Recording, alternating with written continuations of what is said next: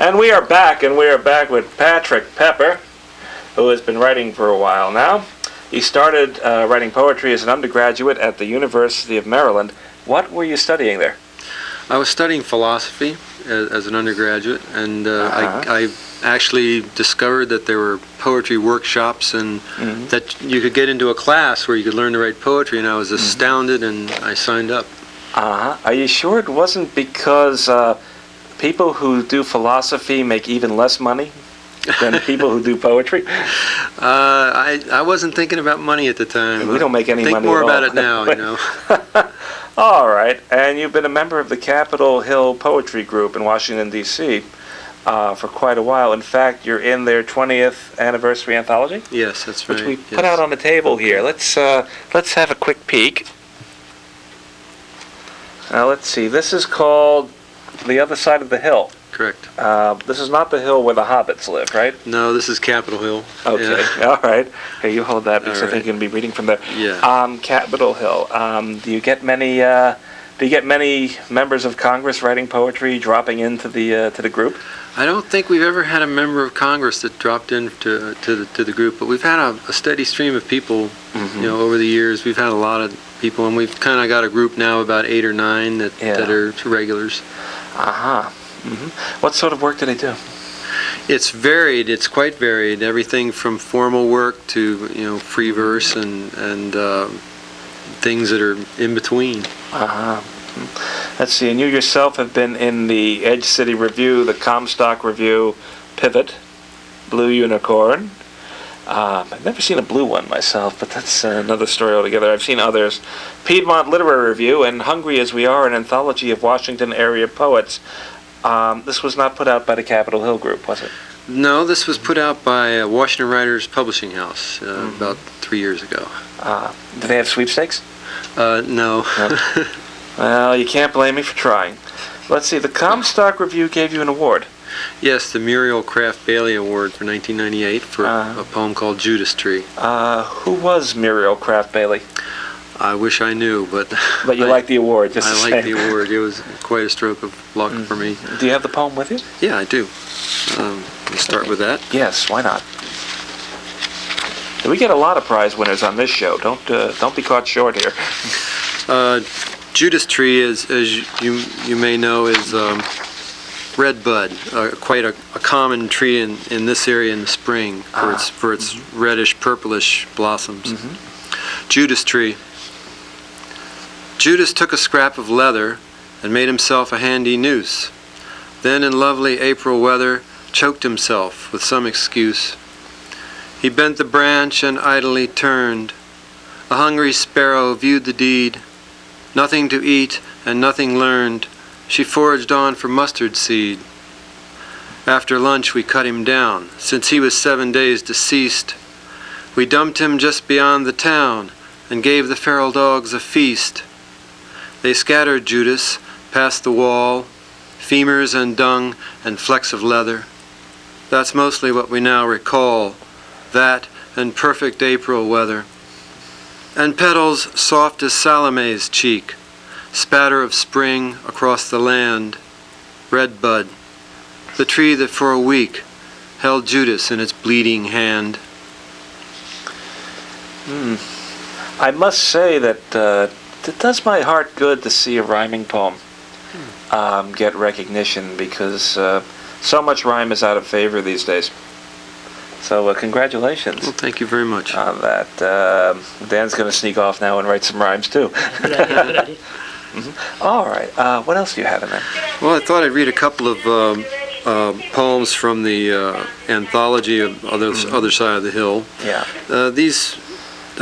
The two that I was planning on reading from here are Washington, D.C. poems. Okay, which makes sense. It's just a stone's throw away. This one's called Winter Night. Gunshots. They wake the prudent city dweller, whose eyelids snap, knocking the dream aside. Checking the peace, one thinks, or did he kill her for love, or pay a debt? One cannot hide from the uncontrollable, block upon block, stretching beyond one's bricked and barred environs, beyond the blankets, eyelids, the dark blood swishing through the brain. One waits for sirens. Will they come? Oh yes, wailing official compassion, blanking out the city's low, garrulous murmur. For each boy is special, each dreamless one, each one bleeding on snow, who won't return to sing in church too soon. This moment, vacant eyes repel the moon. Does this sort of thing go on all the time in Washington? Yeah, I'm afraid it does. I'm afraid it does.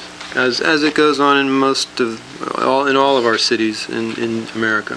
I should talk, considering Yes. where I come from. But the other side of that is Yeah. this. This is a poem called Channing Street, and this is the street that we live on. Channing Street. What sameness on the street tonight? The risen moon, like an ancient kite, tugs across the starless vault. The lamps will light to find no fault with Ebony and her somersault. The boxcars humble rumble on distantly, and then they're gone, with rusty sides and faded letters.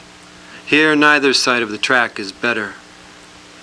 What humdrum over the twilit street, our porches fill in the ebbing heat.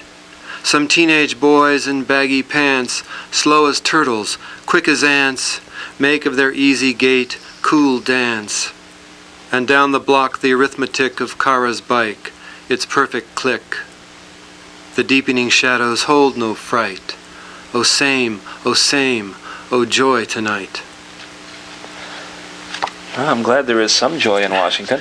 Yeah, me too. There is no joy in Mudville, of course, but No. that's another poem. Now that you've done our show, do you have any unfulfilled ambitions? Well, I'd like to have a book to come out someday. I'm working on a manuscript now, and I'm going to send it to contests and stuff. Does the book have a theme? Well, it's sort of loose. I mean, it's the theme, life, death, and love. But boy, that's a big. That takes in a lot. of It ground, covers a lot of territory. You know. Can you give us a sample of what you're planning to put in the book? Maybe we can find you a publisher. Absolutely, I'd love to. It's worth a try. This poem, one more DC poem. Well, so actually it's called DC, and this is for Kathy and Bernie, some friends of ours.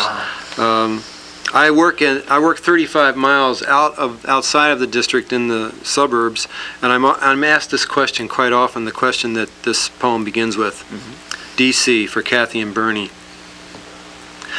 Always they ask, why'd you move to DC? Our little wilderness of politics and murder, welfare mother, lunatic, Congress, my wife and me. It is not easy to have liked the suburbs and the cheesy fast food architecture, slightly anemic, bearable life, and the weed-killing stoics next door, and then explain to them breezily that a real wolf still pants about the streets, that he trots past in search of souls to eat, and that this made me freeze, breathless, alive, in a weird town that had not much to love, and therefore lured me deeper into love it, not in spite of fear, but because of it. I admit that when I come to Washington, I spend most of my time at the Smithsonian, but I like to know where the wolves go trotting down the street, and maybe Dan can explain that one too. Oh yeah, there are quite a few areas you got to watch out for. But wolves? Yeah, two-legged wolves. These are metaphorical wolves. Oh, two-legged wolves. Oh, we got those home. These are metaphorical. How about another poem? Okay. I was going to read some poems, some love poems, and this one is called Lollygagging, and a great theme for love. I always lollygag when I'm in love, yes. And this has an epigraph from John Dunn. Who? Oh, him, right. Yeah. No relation, folks. And it's the first line of the first holy sonnet, Thou hast made me, and shall thy work decay? Lollygagging. So this is how we'll hold back death for now. Some apricots and chocolate, done unread, ripened plums that renewed a thickening bough, plump in a bowl beside the open window. This elemental warmth, the marriage bed, this is how we'll hold back death for now. Your limbs that pull me closer show me how an August day meanders past all dread. Such ripened plums renew the thickening bough. And as my wayward finger runs your brow, you drift as if we'll never join the dead. This is how we hold back death for now. Throb of bodies, liberty of vow, weld of touch, our fortune left unsaid. These ripened plums renew the thickening bough. Deliberate fruit, the shine of I and thou. Let love enfold till all the heat has fled. This is how we hold back death, for now. These ripened plums renew the thickest bough. It's been a long time since we've had a villanelle on the program. My compliments. Thank you very much. All right. Another poem, please. This one is called Only, and of course it has to be for my wife, Marianne, who is the only in my life. Only.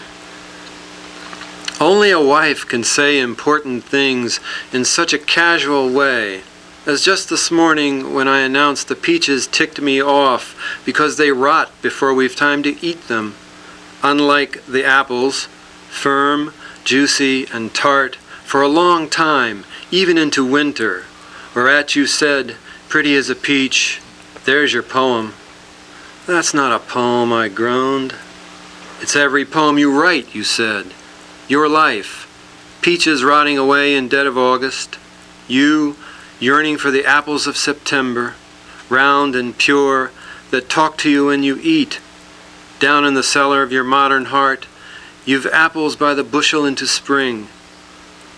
Only a wife can make one feel this way, whole and crisp and sharp, with a deep blush, ripe and ridiculous.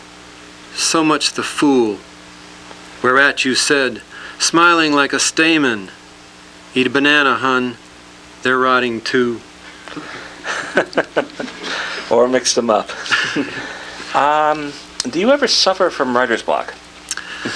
Well, that's an interesting question. I only in the last 2 weeks. Really? I haven't written much for the last 2 weeks, but usually I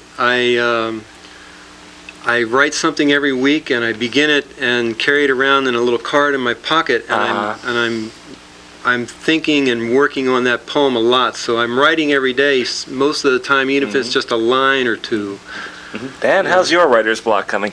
Well, I think if I didn't have this class to go to, I'd have permanent writer's block. Because this class, every class, we have to have 2 poems prepared for the class. Oh, really? So that's what keeps. Where is the class? It's at Barnes and Noble's bookstore there in Falls Church. It's done by Bradley Strahan. There's about 5 of us the last 6 weeks. Yes. And he's helping you, huh? Oh yeah. If it wasn't for that, I wouldn't get any writing done. That's good. Any quick advice, Patrick, for all the people who want to emulate your prize-winning ways?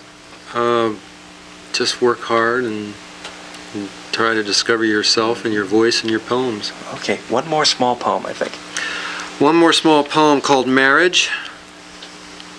You've poured into me water into crystal, and here the daylight fills us, and so we fill this room, our pattern on the table, the character of each. Oh, the slightest of shadows paints the braided sun on the white tablecloth, vase and water one. Very touching. I can see why you've already become a prize winner. Thank you. In terms of poetry, and I'm glad you dropped by for the show. Thank you, Patric Pepper. Thank you for Dan having me. Campbell. I'll have to visit the library and pick up a few germs sometime and bring them back home for souvenirs. Anyway, I want to thank everybody for watching our show, Poet the Poet, and again, once again, thanks to the Lincolnia Center for letting us come and film these many excellent poets. And stay tuned because we have even more surprises coming.